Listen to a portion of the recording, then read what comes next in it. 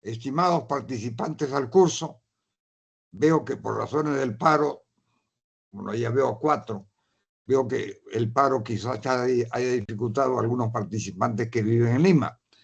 Quisiera, como siempre, empiezo mis clases preguntándoles, y por favor les ruego que me respondan, ¿qué tal me escuchan? Les ruego que me respondan. Sí, doctor, ¿todo bien? Todo bien, perfecto. El temario de esta clase es el convenio 169 de la OIT.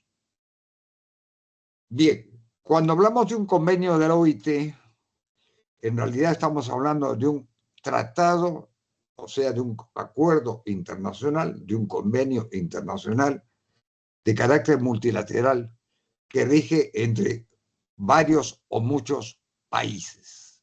Eso es lo primero que debemos tener en cuenta. Y este convenio proviene de un acuerdo, de una resolución aprobada en la Asamblea General u organismo equivalente de la OIT. ¿Qué cosa es la OIT? La OIT es la Organización Internacional del Trabajo. Y para información de ustedes, en el caso que no lo sepan, es el organismo internacional más antiguo. Es más antiguo que las Naciones Unidas. La OIT se fundó en el año 1919, 1920, 1921, como consecuencia del Tratado de Versalles, después de la Primera Guerra Mundial. ¿Y cuál fue el objeto y cuál es el objeto de la OIT? El objeto de la OIT es armonizar la relación en el trabajo entre empleadores, trabajadores y el Estado. La OIT es una organización tripartita, porque tiene a los estados, a los trabajadores, representados por sus sindicatos u organizaciones laborales, y también tiene a cada uno de sus estados parte.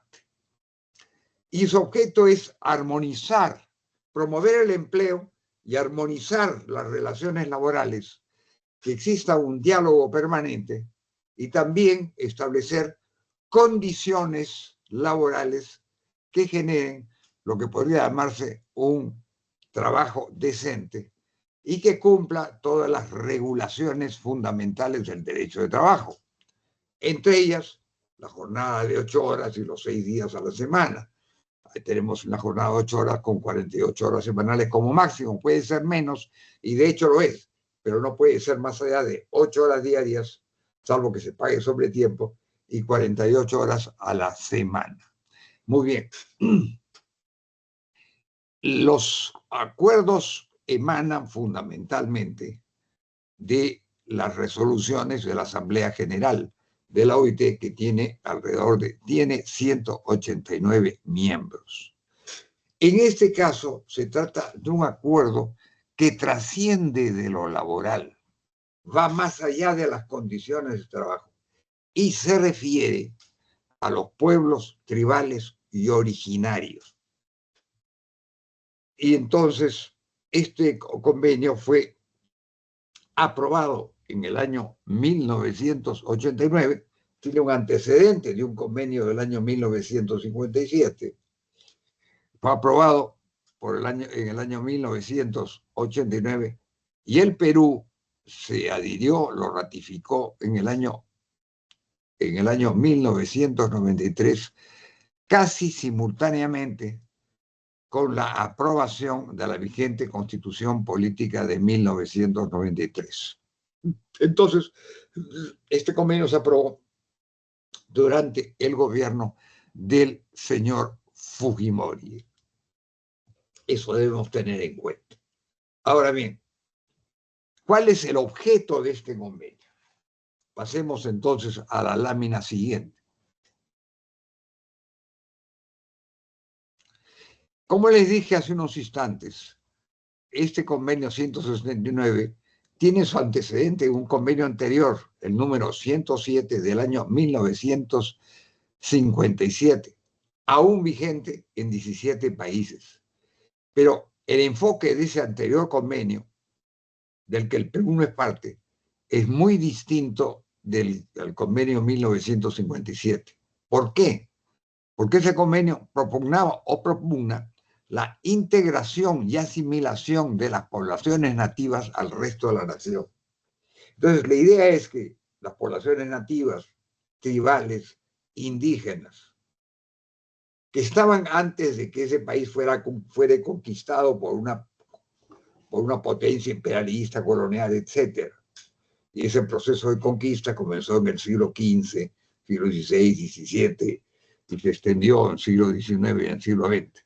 Entonces, son los pueblos nativos que vivían antes de ese proceso de conquista, que se desarrolló en diversos continentes, en el continente americano, en el continente africano, en partes del continente asiático y también en Oceanía, que fundamentalmente es Australia, Nueva Zelanda y algunas islas más.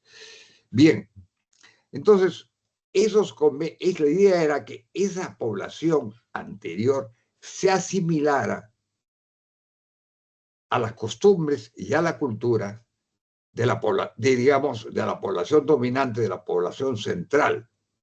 La idea entonces es que esas sean iguales que los pueblos conquistados sean igual que los pueblos conquistadores. En esencia era eso. Este convenio 169 tiene una perspectiva y una filosofía totalmente distinta.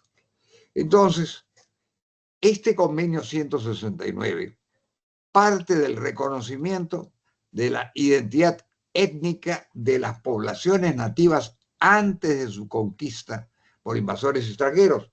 En el Perú, la conquista fue realizada por España, por españoles, Francisco Pizarro y compañía. En Estados Unidos, por los colonizadores ingleses. En el África, por franceses, por muchos franceses, holandeses, ingleses, etc. Y en el sudeste asiático, también por españoles, como en el caso de Filipinas, y por holandeses, franceses, ingleses. Entonces, el proceso de la conquista en realidad fue un proceso de expansión de los países europeos. La más grande expansión territorial de los países europeos fue la expansión de Rusia en Siberia. Rusia es el país territorialmente más grande del mundo, que bajo la forma de la Unión Soviética tenía 23 millones de kilómetros cuadrados y ahora bajo la forma exclusiva de Rusia tiene 17 millones de kilómetros cuadrados, que va desde digamos, el mar Báltico, el mar Negro, tiene costa norte en el Océano Ártico, va hasta el estrecho de Bering, o sea, ocupa una extensión muy grande y también tiene una importante población nativa, importante pero pequeña en relación con la población dominante, en esa extensísima área que es, que es la Siberia. Ahora bien, que es una parte de Rusia. El convenio 169, entonces, busca ya no la asimilación, en el sentido de incorporación de esos pueblos a la cultura dominante, sino que busque más bien el respeto del Estado de cada uno de los países integrantes de la OIT, entre ellos el Perú, hacia esos pueblos tribales indígenas que estaban en esos territorios antes de producirse el fenómeno de la conquista. Ahora bien, el convenio 169, como les dije, se aprobó en el año 1989, el Perú lo ratificó en el año 93, casi paralelamente con la Constitución peruana, pocos días antes. Y también ha sido reglamentado por una ley, la ley 29.700, ha sido legislado por una ley que da mayores detalles, ley que a su vez tiene un extenso reglamento. Esta es la ley número 29.785, que se editó, hasta donde yo recuerde, en la época del gobierno de Fujimori. Bien, pasemos a la siguiente lámina. ¿Cuál es ¿Cuál es el objetivo del convenio 169? Ustedes lo pueden ver en la figura que está en la lámina de esta población tribal indígena que está, digamos, con sus vestidos nativos, pero al mismo tiempo pueden ver que tiene en sus manos documentos impresos, en este caso posiblemente documentos impresos en idioma español.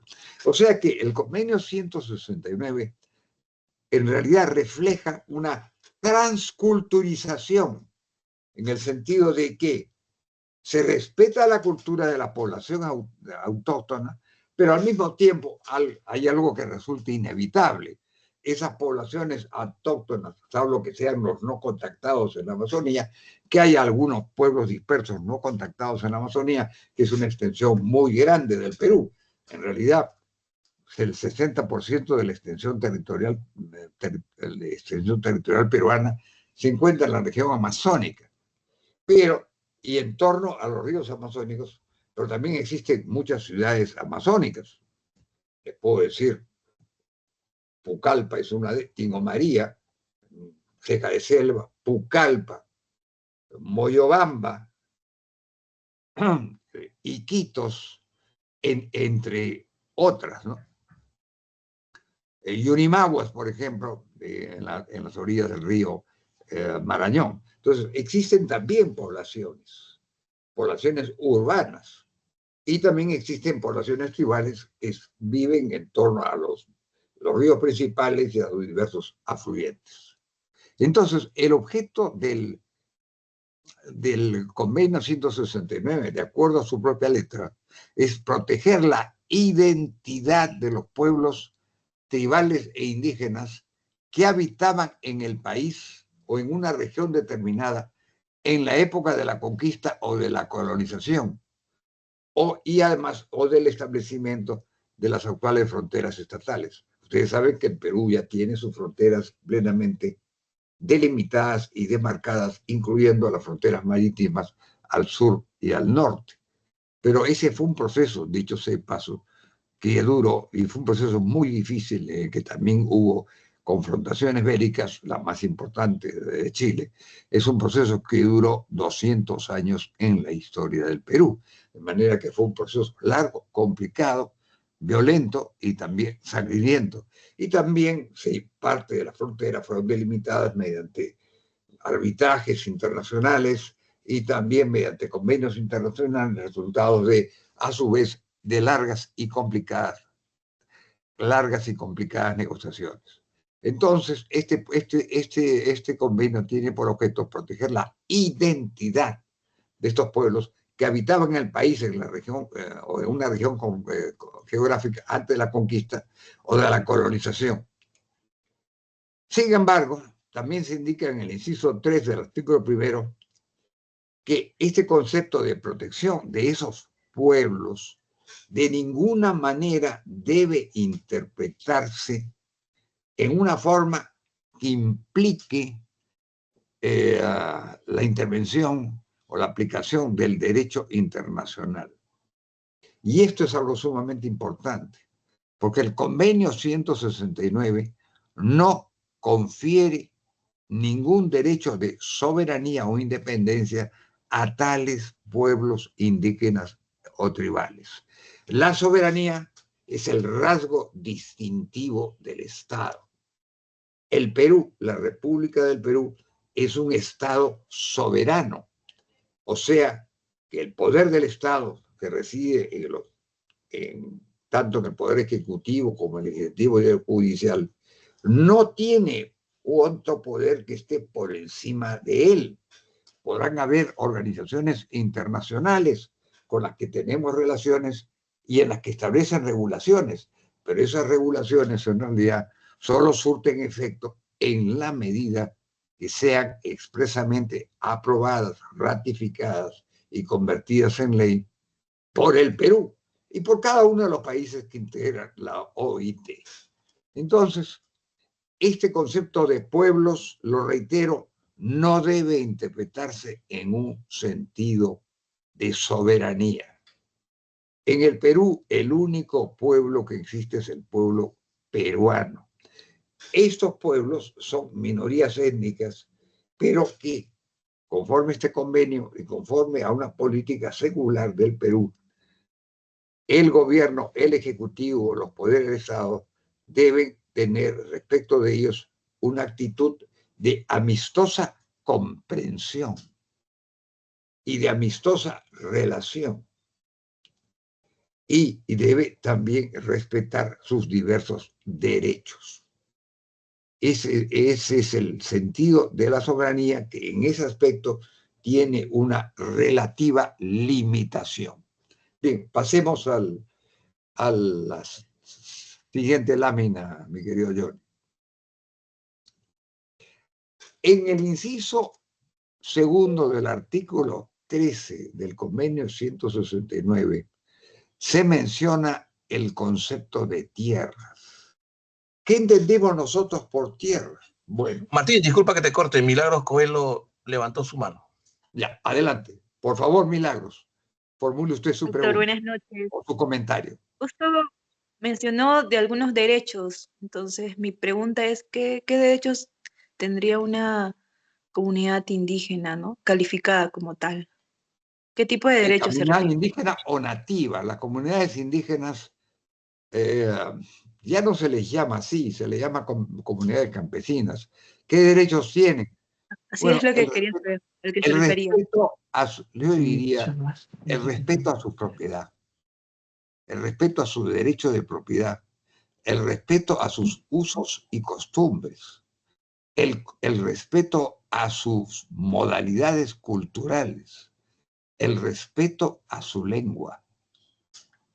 Entonces, y tienen un derecho preferente para utilizar sus tierras a los fines de obtener de esas tierras, de esos que les llaman también territorios, pero en estricto sentido no lo son, obtener de ellos un sustento necesario para que puedan mantenerse. ¿Cuál es esa forma de sustento? Bueno, yo les digo a ustedes que esa forma de sustento puede ser la caza, la pesca y también la agricultura. Quizás en una forma más primaria, que quizás en una forma menos desarrollada, quizás en una forma, digamos, más rudimentaria y menos técnica. Pero indiscutiblemente esos pueblos desarrollan esas tres actividades que a su vez les permiten, digamos, obtener los elementos necesarios para su sustento, para comer, para beber, para vivir, para exteriorizar su vivienda. Pero este concepto de tierras, que significa una propiedad inmobiliaria y que se traduce generalmente en un derecho de propiedad, y el derecho de propiedad es un derecho civil, y este derecho civil significa la facultad y que la ley en realidad no lo llama facultad, lo llama poder. Es el poder de usar, disfrutar, de alguna forma explotar la zona y también disponer. Entonces, hay el uso, el disfrute, la disposición del bien, si se quiere vender, y la reivindicación del bien cuando ese bien es arrebatado por terceros. Esos son los 4 derechos fundamentales establecidos en el derecho de propiedad, que está garantizado por el artículo 70 de la Constitución y que está regulado en el libro de Derechos Reales del Código Civil. Muy bien, pero la ley habla, entonces la tierra es un inmueble, es el suelo, y en determinados casos el derecho a utilizar el subsuelo, derecho al espacio aéreo. Pero la utilización del suelo y del subsuelo se refiere para ocupación, vivienda, agricultura, casi pesca, que ya me he referido. Pero en este caso, y ningún otro se extiende a la explotación minera, ni tampoco a la explotación hidrocarburífera. Pueden realizarse, sí, tala de árboles, pero de una forma artesanal y que no dañe los bosques de la Amazonía. Entonces, la ley, el convenio 169 también se refiere al concepto de territorios. El territorio es el espacio territorial, es el espacio físico, geográfico, que es la base material de un Estado junto con la población y que está sujeta a un determinado poder. Pero ese concepto de territorio, tal como está indicado en el convenio 169, no se le debe dar una amplitud y un concepto de soberanía, y más bien debe interpretarse en el sentido que cubre la totalidad del hábitat, o sea, cubre la idea que ese territorio es el lugar donde vive esa gente. No es un lugar soberano, pero es un lugar físico, asentado sobre tierra, que puede también, para ciertos casos, implicar uso del subsuelo, por ejemplo, quizás pozos de agua. No implica explotación minera, no implica explotación hidrocarburífera.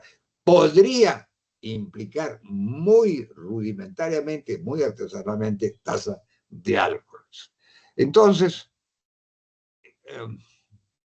todo ha pasado, podríamos retornar a la...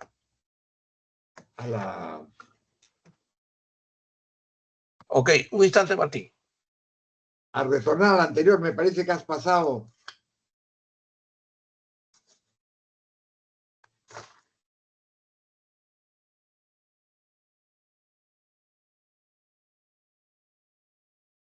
Entonces, por favor, el artículo 14, inciso 1 del convenio 169, reconoce a los pueblos, que son materia de este convenio, los pueblos interesados, el derecho de propiedad y de posesión sobre las tierras que ocupan. Pero reitero, y en esto quiero ser sumamente enfático, no hay soberanía. Entonces me preguntarán, ¿qué diferencia hay entre propiedad y posesión? La posesión en realidad es el ejercicio práctico de la posesión, porque estas facultades de usar, disponer, usufructuar y reivindicar un bien, se traducen en la posesión. Y la posesión implica, en un sentido casi práctico, estar sentado, estar parado sobre el bien, controlar ese bien. Si ustedes están en sus respectivos domicilios, que pueden ser propiedades inmobiliarias, predios, o pueden ser propiedad horizontal, en el momento que ocupan y controlan esos predios, están en posesión del predio. La posesión es un aspecto muy importante, porque la posesión en términos prácticos y en términos jurídicos es la expresión material del derecho de propiedad, que al mismo tiempo se convierte en un derecho, así no tenga las características de la propiedad. Entonces nosotros debemos considerar la posesión como un hecho, como el contenido del derecho de propiedad, y al mismo tiempo como un derecho autónomo en determinadas circunstancias, porque en muchos casos la ley protege a los poseedores. Yo diría que muchos de estos pueblos tribales e indígenas no tienen sus propiedades registradas e inscritas. Más que nada, ahí lo que ocurre es una posesión fáctica que la ley reconoce. Y este reconocimiento tiene diversas manifestaciones. Uno de ellos es precisamente el convenio 169 del que estamos hablando. Muy bien, pasemos a la siguiente lámina.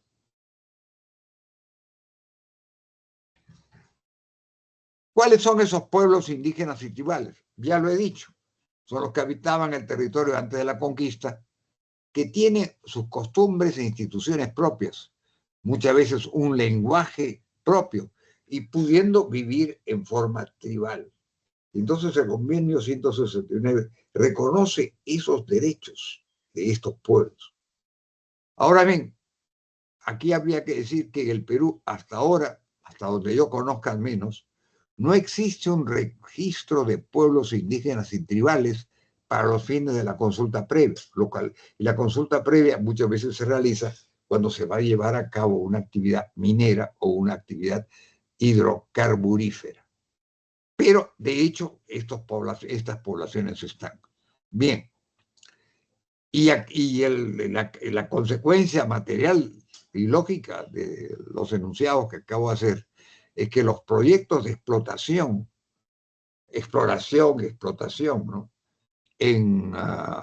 De recursos naturales en tierras de las comunidades, que pueden ser de plena propiedad o tierras poseídas, donde ellos desarrollan su vida, su hábitat, deben respetar las costumbres de los pobladores. O sea que esto tiene un contenido jurídico, un contenido económico, un contenido social y también un contenido cultural.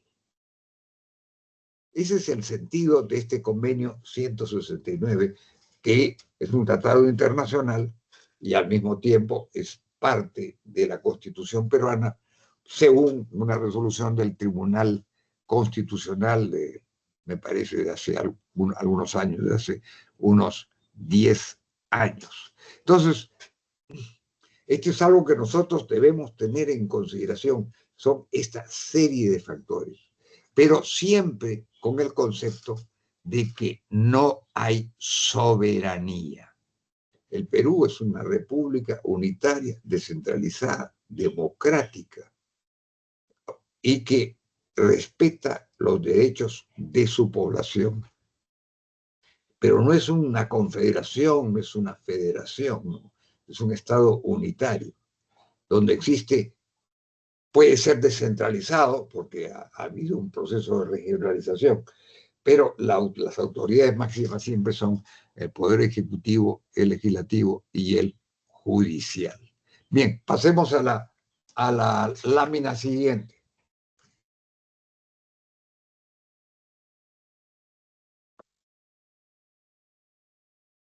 A la lámina 5.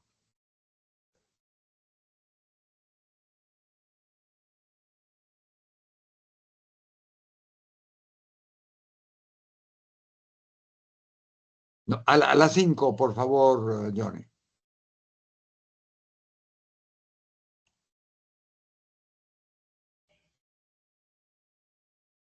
De conformidad al artículo 4, al artículo 24 de la ley, del reglamento de la ley 29.275, que es lo que yo la tengo a la mano, hay un proceso de consulta que debe realizarse cuando se quiera llevar a cabo una explotación de recursos naturales en tierras que constituyen el hábitat de la ley de estas comunidades.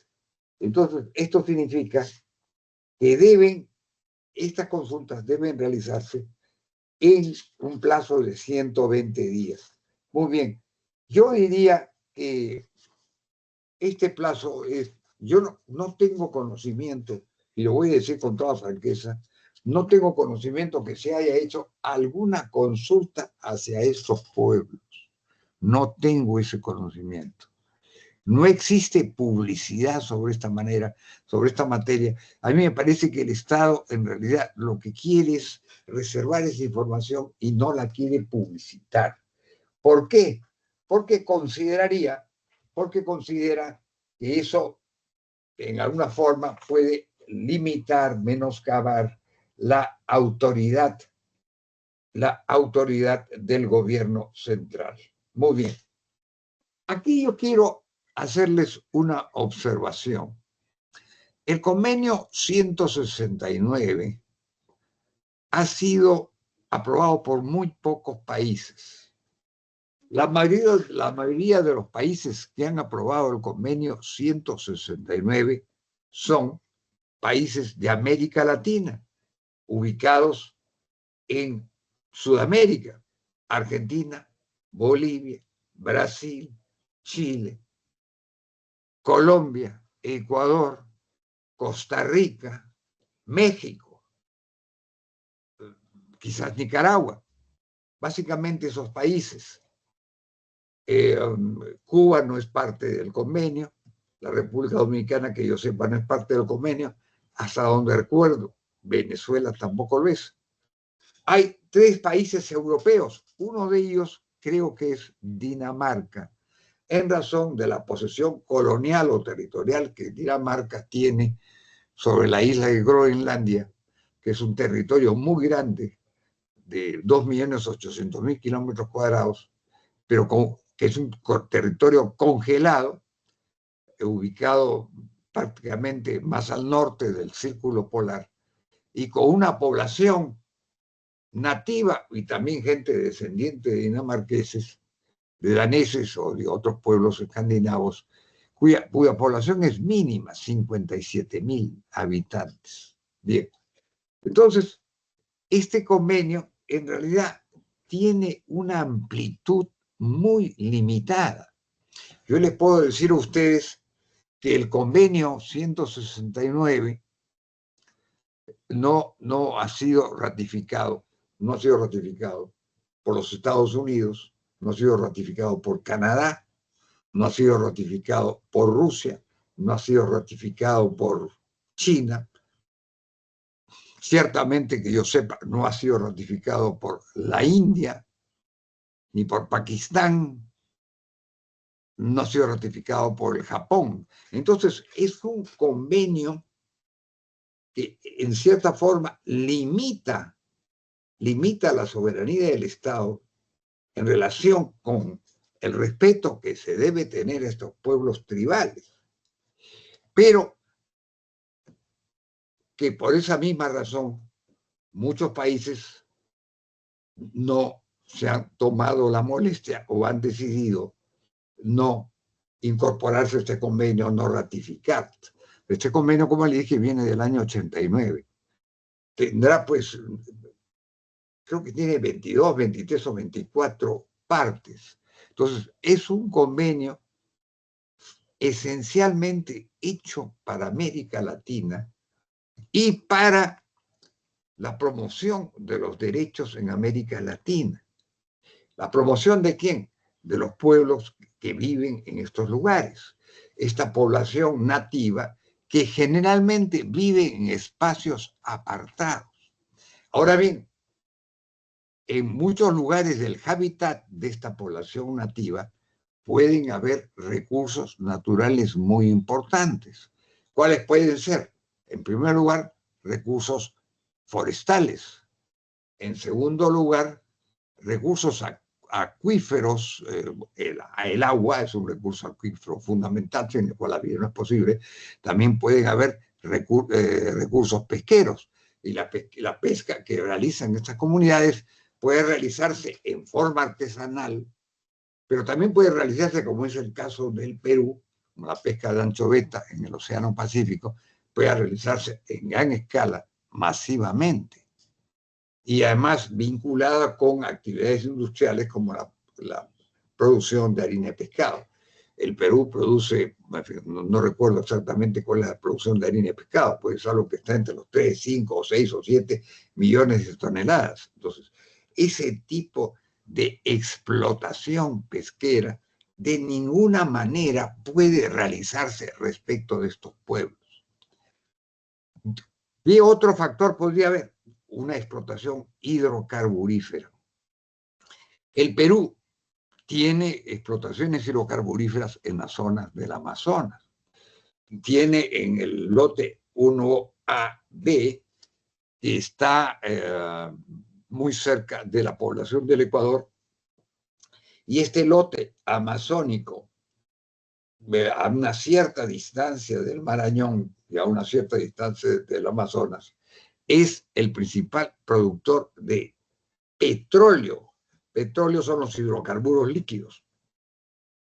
Y ahí pueden haber poblaciones nativas. Ahora bien, habría que decir que la explotación de este lote petrolero 192 que está en la frontera con Ecuador se inició el año 69, el año 70, durante el gobierno militar del general Juan Velasco Alvarado, cuando no regía el convenio 169. Entonces, respecto de las poblaciones tribales y nativas que puedan habitar ese territorio del lote 189, que es el principal lote productor y que produce algo así como 20.000 barriles diarios de petróleo, que es llevada a la costa peruana a través de los oleoductos norperuanos.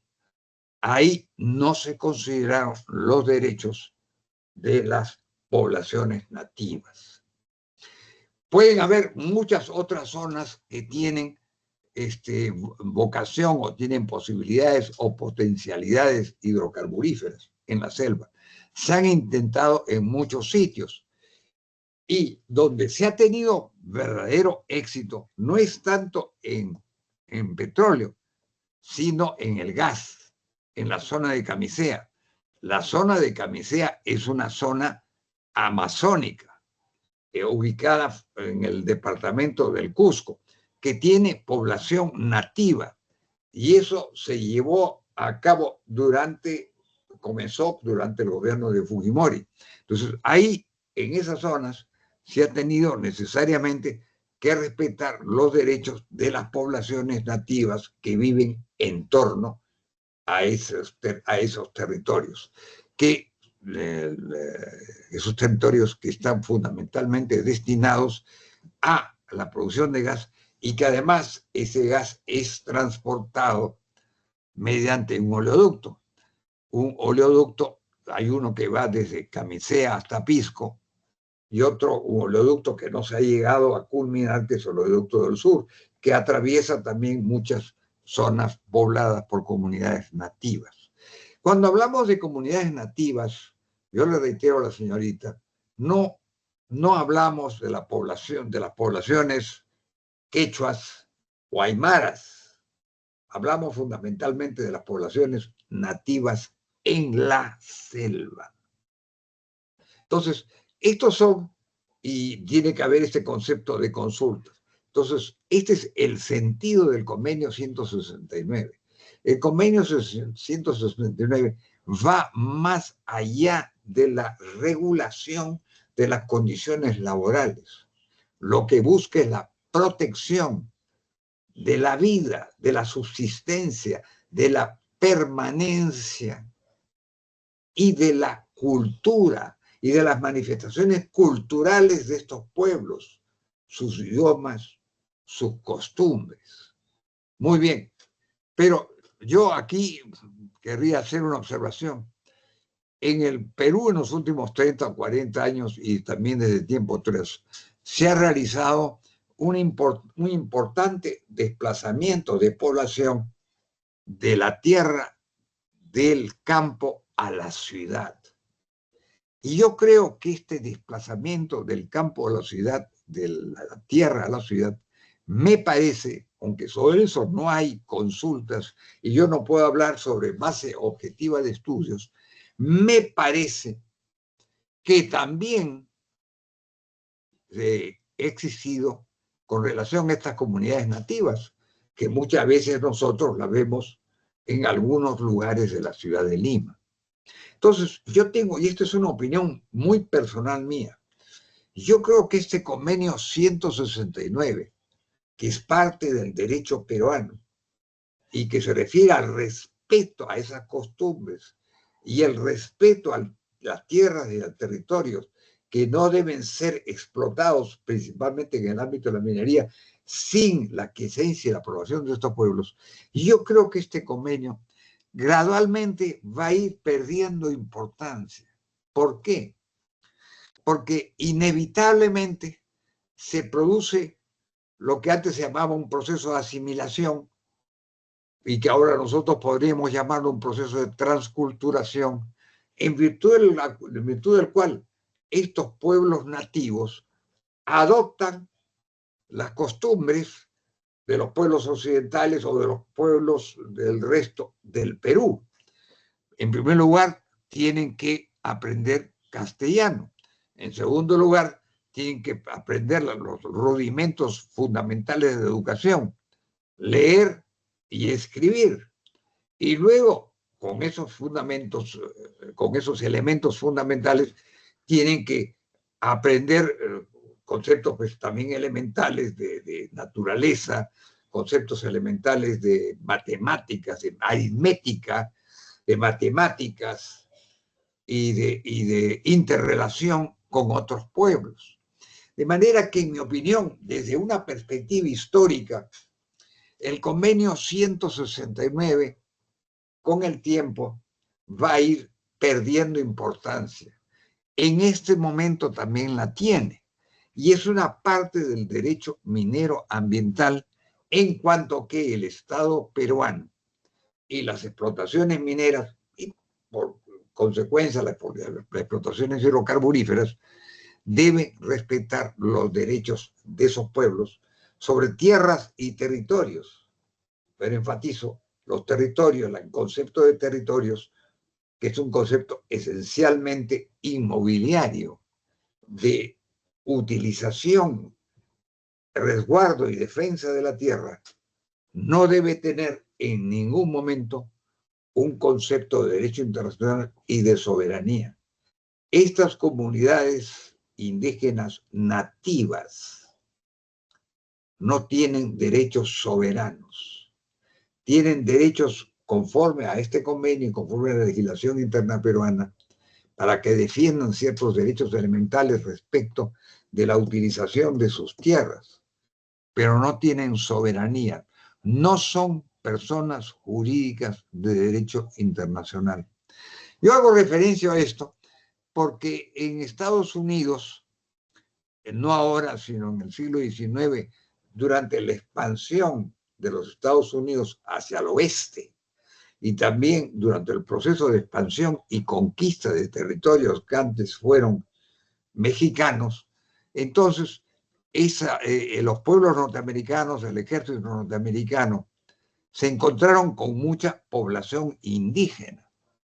Y respecto de esta población indígena, muchas veces el gobierno federal de los Estados Unidos severó lo que ellos llamaban tratados.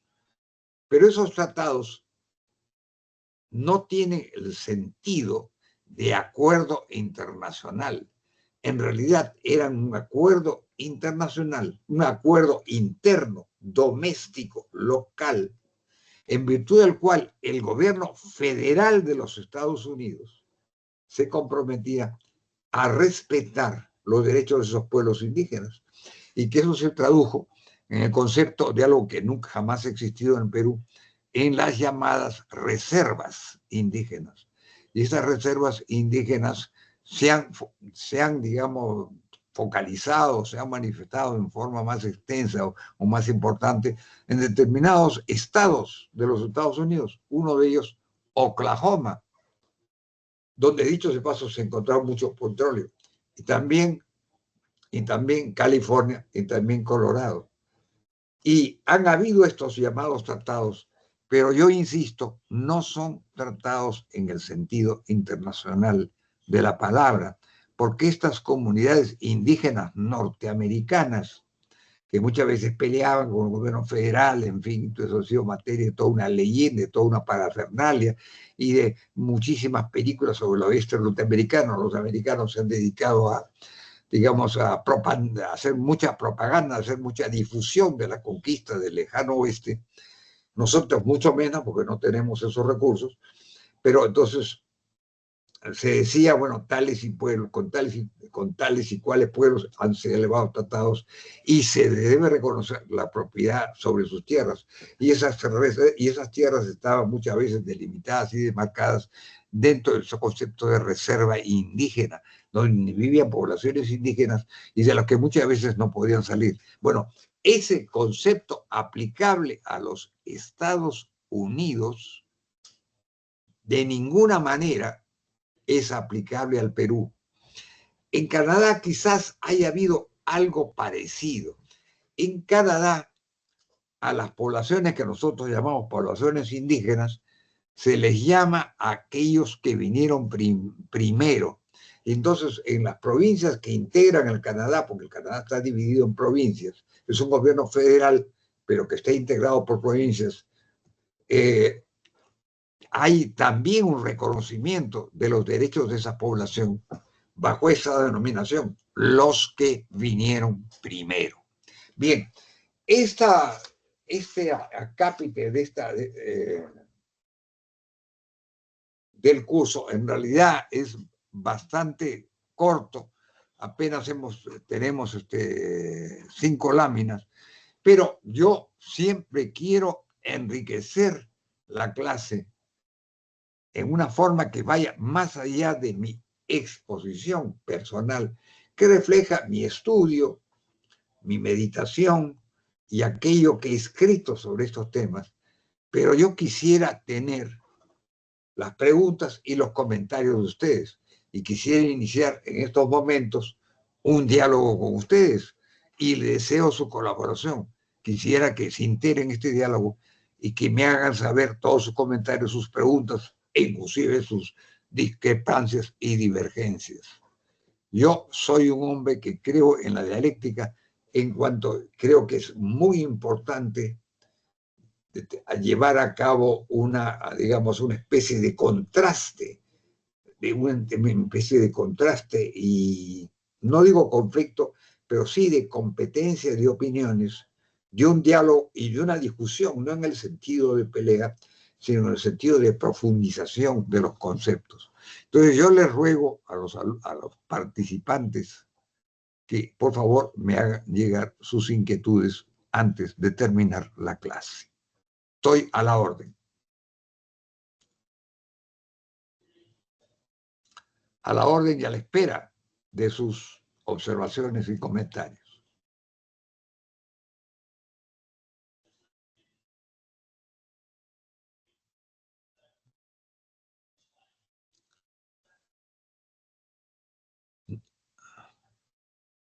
Perdón, no veo a nadie. No hay nadie. Martín, en este orden, Béjar y Milagros Coelho quieren hacer su... Perfecto. Comenzaremos por la señora Milagros Coelho, por favor. Adelante, señora Milagros Coelho. Sí, bueno, una consulta respecto al convenio de la OIT, que bueno, fue aprobado en Ginebra, antes de ser aprobado en Perú, fue consultado y también viendo la realidad que se tiene, ¿no? Acá en Perú, o simplemente se aprobó para que se pueda aplicar. Bueno, Y yo le lo diría lo siguiente. Este convenio que viene del año 1989 fue discutido en la Asamblea General de la OIT, que está constituido por 189 estados. Y yo diría que fue consultado en la medida que en esa asamblea participa el gobierno, las empresas y los sindicatos. Pero yo diría que yo no creo que este convenio fuere consultado con las comunidades campesinas. Por lo menos yo no tengo ninguna noticia de ello. Quizás el gobierno, el Poder Ejecutivo, que es, digamos, un poco que lleva la voz cantante en estas cosas, sin prejuicio de las empresas y de los sindicatos, consideró que se trata de un convenio internacional, de un tratado internacional en beneficio que protege a las comunidades nativas. Y yo honestamente no creo que las comunidades nativas hayan sido consultadas respecto de este convenio. Sí creo que pueden haberlo utilizado muchas veces, pero tampoco soy tengo conocimiento de estas famosas consultas. Esas consultas están hechas en beneficio de las comunidades. Ahora, hay un aspecto que yo no les había dicho, que hay determinadas materias que no pueden ser objeto de la consulta. ¿Cuáles son esas materias? Por ejemplo, las materias de orden tributario. Eso no puede ser materia de consulta, de acuerdo a la ley 29.275. ¿Qué otra cosa no puede ser materia de consulta? Aquellas normas que el Estado ponga en vigencia relacionados con desastres naturales que de tiempo en tiempo sobrevienen en el Perú, como somos perfectamente conscientes. Entonces, yo les puedo decir, y perdonen que les lea el párrafo pertinente, el reglamento de la ley número 29.785, esa es la ley 29.785, aprobado por un decreto supremo número 001-2012-MC. Bien, este reglamento desarrolla en alto grado de detalle los aspectos generales y específicos del proceso de consulta. Pero hay algunos aspectos que no pueden ser materia de consulta. Por ejemplo, las normas tributarias o presupuestarias no serán materia de consulta. Segundo, las decisiones estatales de carácter extraordinario o general, extraordinario o temporal destinadas a la atención de situaciones de emergencia por catástrofes naturales o tecnológicas que incluyan epidemias y la persecución de actividades ilícitas, dicho sea de paso. Esto puede darse con frecuencia aquellas que se refiere fundamentalmente a la minería ilícita.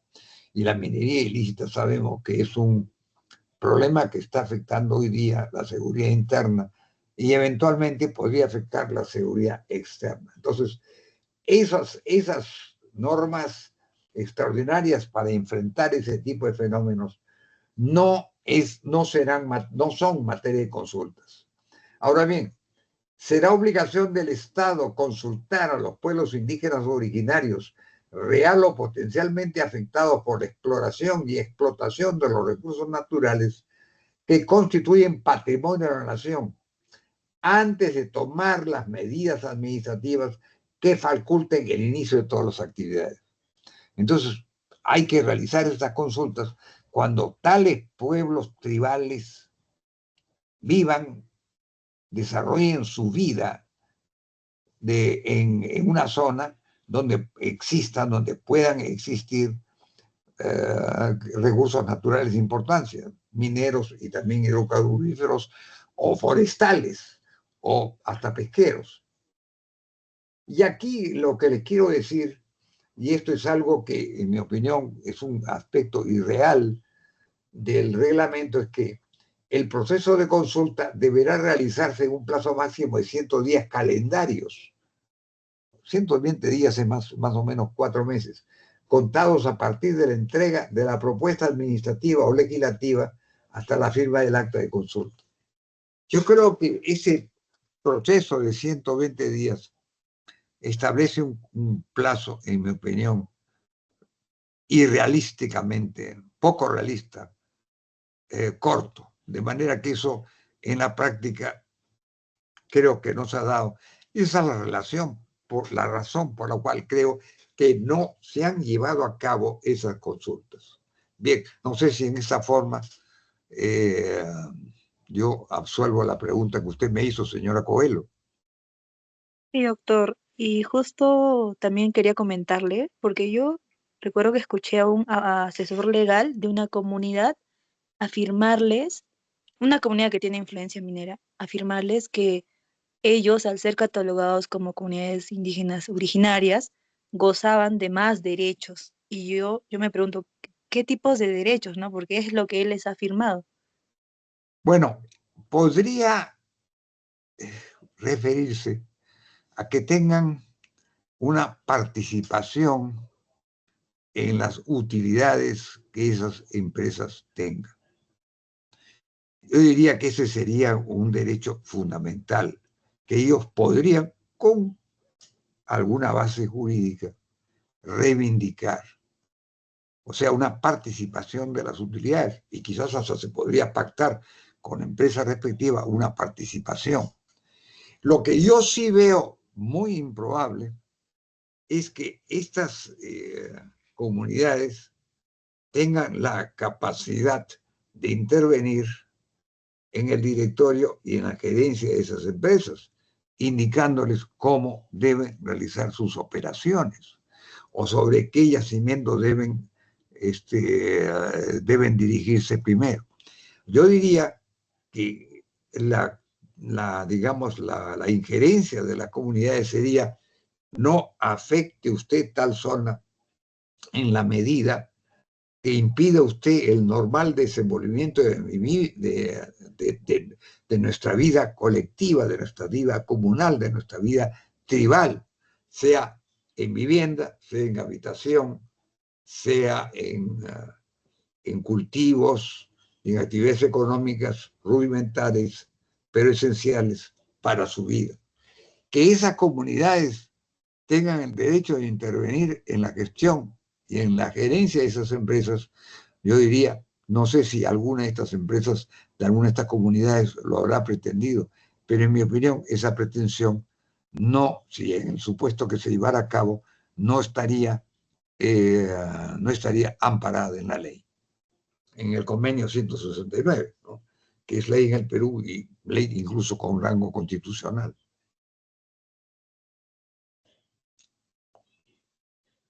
De acuerdo, doctor. Pero hasta su punto de vista, ¿realmente este convenio de la OIT favorece a las comunidades? Acá en el Perú, ¿es aplicable realmente este Bueno, fíjese usted, convenio teóricamente sí, en la teóricamente práctica? sí. En la práctica no lo sabemos, porque no sabemos cuántas consultas se han realizado.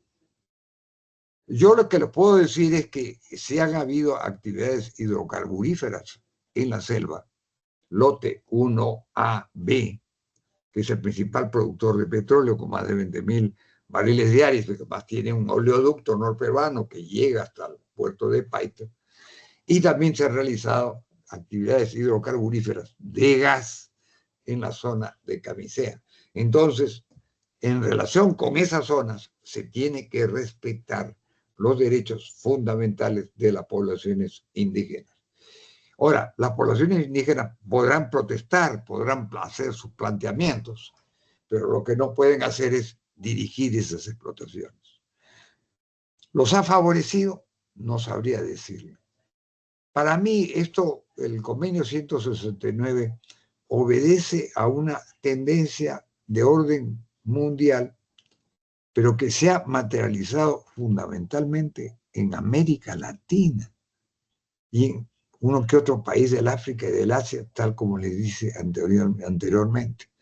Yo creo, pero esto es una opinión personal mía, yo creo que este convenio, que influye sobre la realización del derecho minero y sobre el respeto a los derechos ambientales, con el tiempo va a ir perdiendo importancia, en parte por ese factor que yo les manifesté anteriormente de la migración de esas comunidades. No le diría, el Perú jamás debió haber suscrito, ni aprobado, ni puesto en vigencia este convenio. No le diría eso por una razón muy simple, porque no se puede negar lo que ha hecho. Entonces, cuando yo parto en mis lecciones de derecho minero ambiental, tengo que partir de la base de las normas vigentes. Y el convenio 169, para bien o para mal, esperemos que para bien, es una norma jurídica vigente en el Perú, que además tiene un origen internacional. De acuerdo, doctor. Muchas gracias. Bien, ¿alguna otra pregunta? Creo que había otro señor que quería hacerme otra pregunta, por favor, si la pudiera Sí, enunciar. sí, profesor, buenas noches. Le saludo a Johanne Bejar. Johanny Profesor, Bejar. Johanne Bejar. Johanny Eh, Bejar. Muy bien, sí, una adelante, señora Bejar. consulta. se señala que estos pueblos indígenas y tribales no existe un registro, pero si no existe un registro, ¿cómo se identifican? Es como las comunidades campesinas que se empadronan y tienen una inscripción.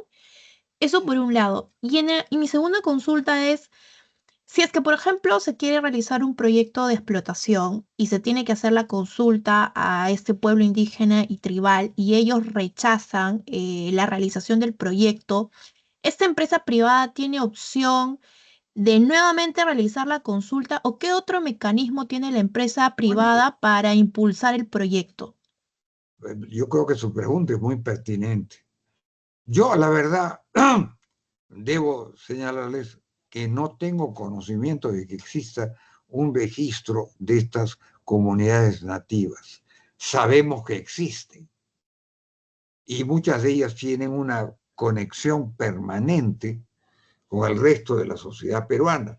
Eso lo he visto yo personalmente en el departamento de Junín, en zonas fluviales, en zonas selváticas digamos, o amazónicas del departamento de Junín.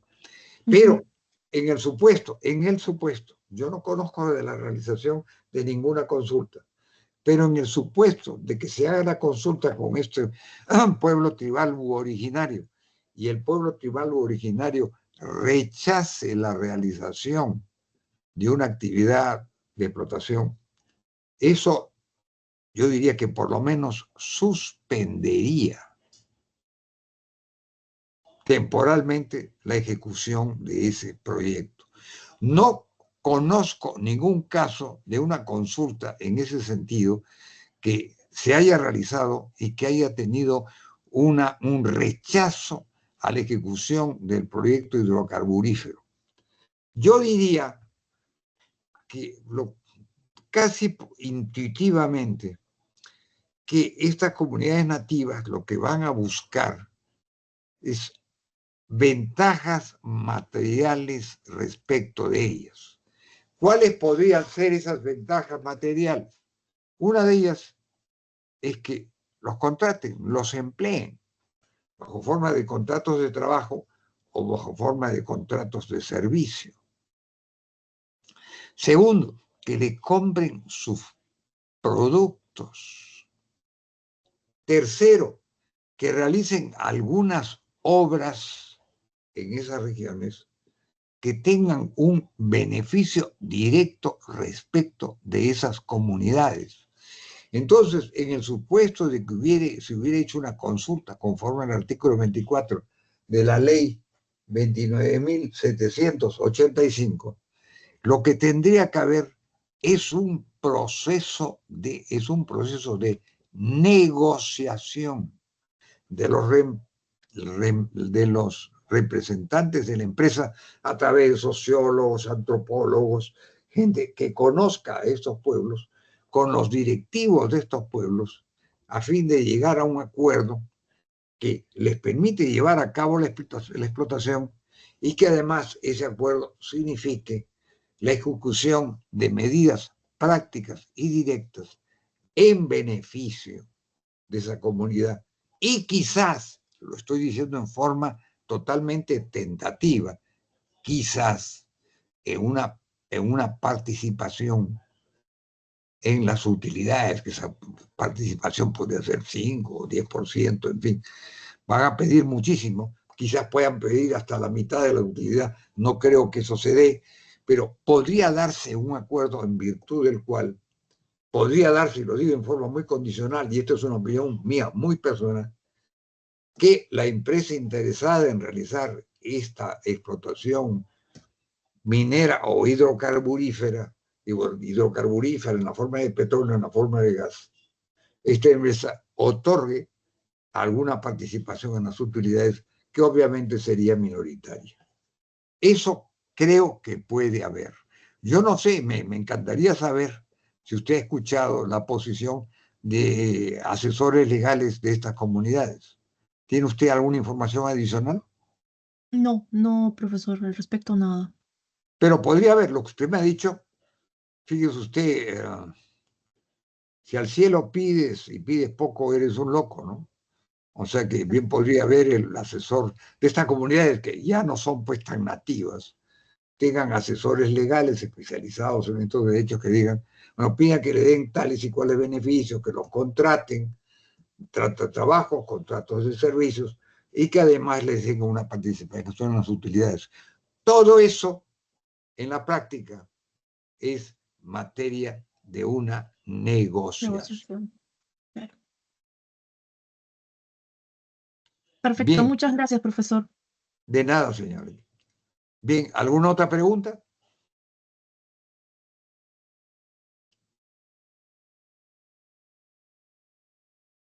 Bueno, si no hay ninguna otra pregunta, doy por terminada esta clase. Si no existe ninguna otra pregunta, doy por terminada esta clase y en la forma como lo venimos haciendo, el día de mañana recibirán ustedes el PowerPoint.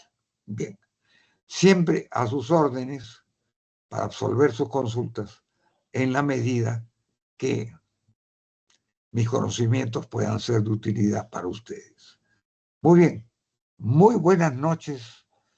Y en mi día miércoles 14, me parece, miércoles 14 de mayo, nos estaremos viendo el viernes 16 a las 7 de la noche para entrar a la quinta sesión que ya se refiere más específicamente al derecho minero. Muy buenas noches. Buenas noches, doctor. Muchas gracias. Buenas noches, doctor. Muchas gracias.